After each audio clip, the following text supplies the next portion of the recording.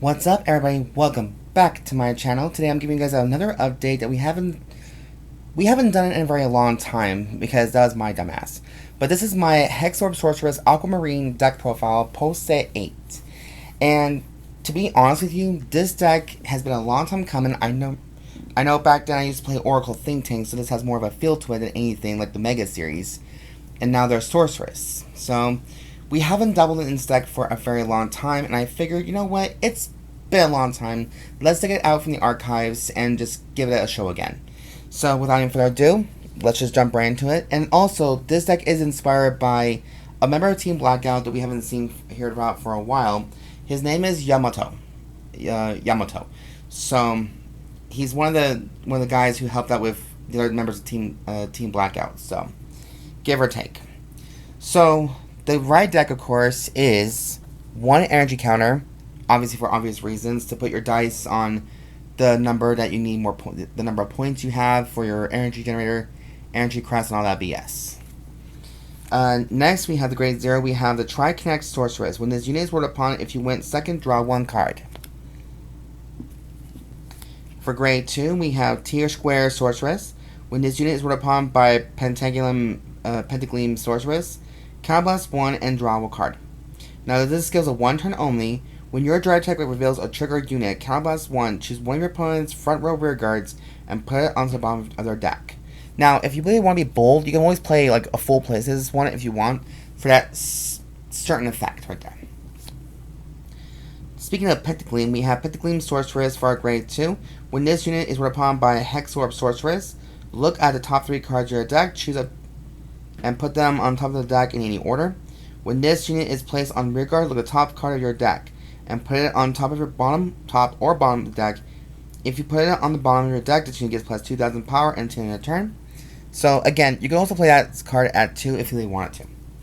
Now, here is the card called Hexaorb Sorceress Aquamarine. This card is regarded as Hexaorb Sorceress, which is great.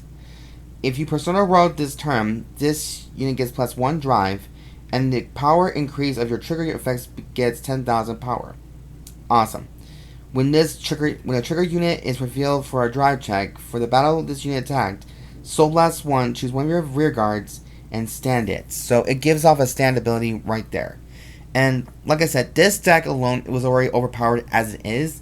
Now with the new support, we got like a shit ton more juice to handle. So that is my my right deck. Now on to the main deck, which is the triggered units straight up. So we are using 4 copies of Circuling Sorceress, like Circle Sorceress. Not Circle Jerk, you sick perverts.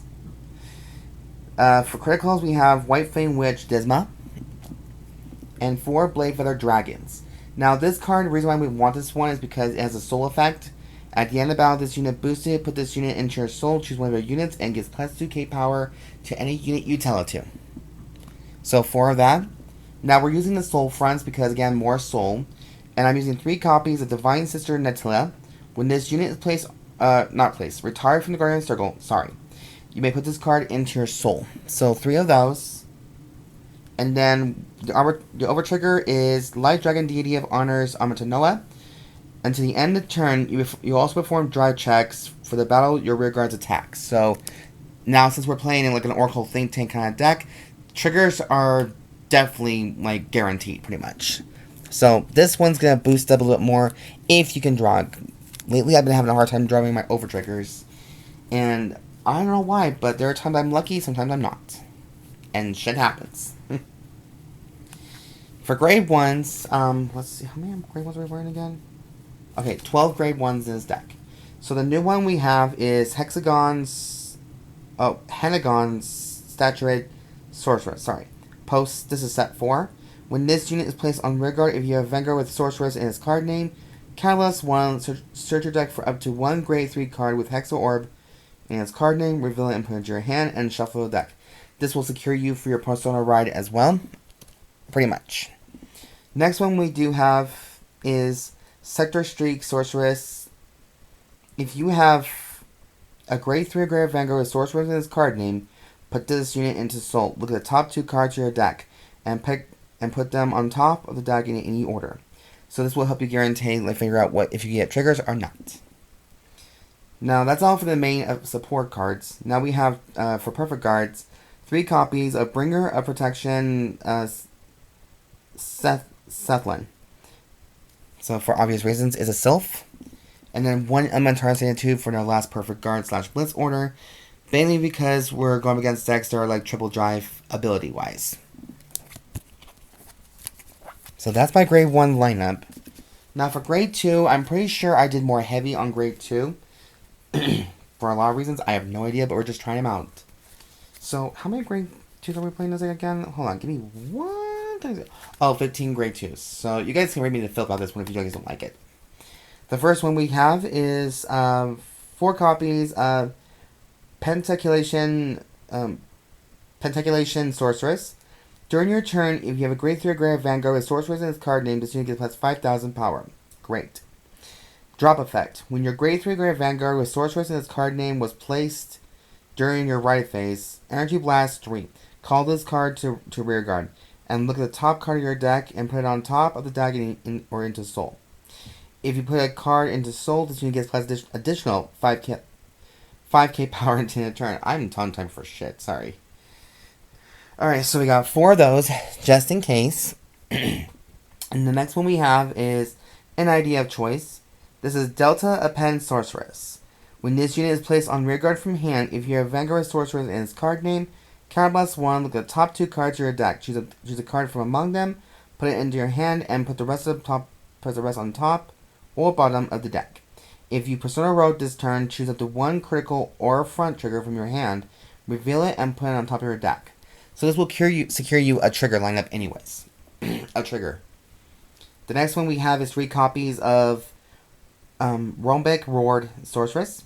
When this unit is placed on rearguard or put into a Guardian Circle, Energy Blast 3, and this unit gets 5,000 power, attack power, and 10,000 shield in the end of turn. So, a nice little guard effect, a nice little power boost, just a little shits and giggles kind of thing.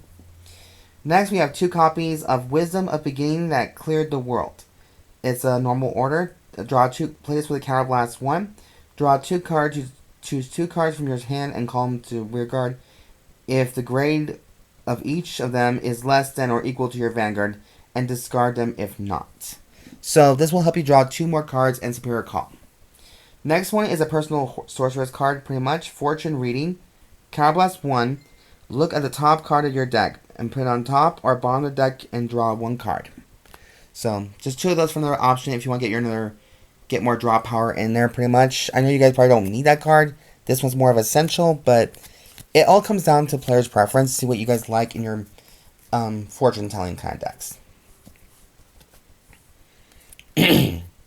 The next one we have is 3 more copies of Aquamarine for Persona Writing.